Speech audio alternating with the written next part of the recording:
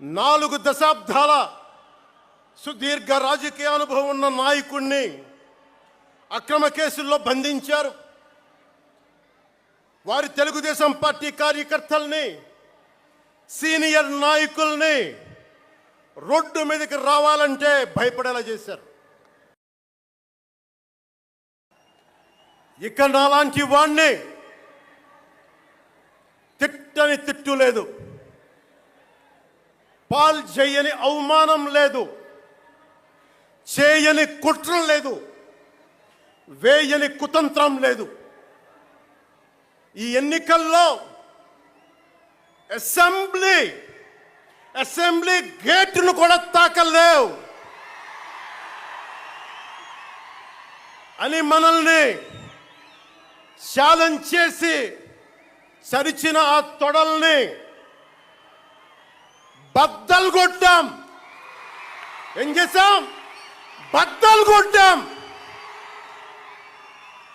బద్దలు కొట్టి ఆంధ్రప్రదేశ్ అసెంబ్లీలో 21 మంది ఎమ్మెల్యేలతోటి, పార్లమెంటులో రెండు ఎంపీలతోటి అడుగుపెట్టాం.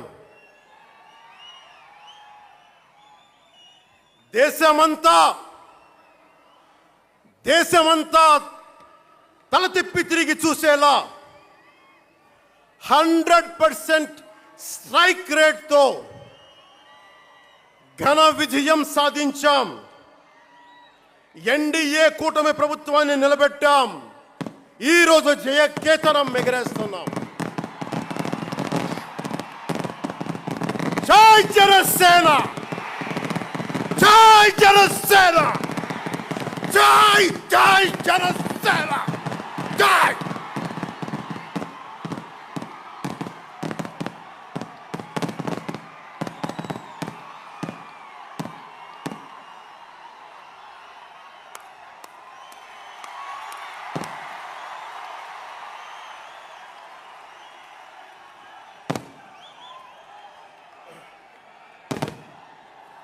భరత భూమి నేర్పినదో, ప్రజాకోటి నేర్పినదో, నిజం ఏమిటో కానీ ఒట్టి చేతిలో శత్రువుపై దుమికే శక్తి ఉంది అని చెప్పిన దాశరథి కృష్ణమాచార్య మాట బలం తెలంగాణకే కాదు, నెల్లూరులో చదువుకున్న నాకు కూడా.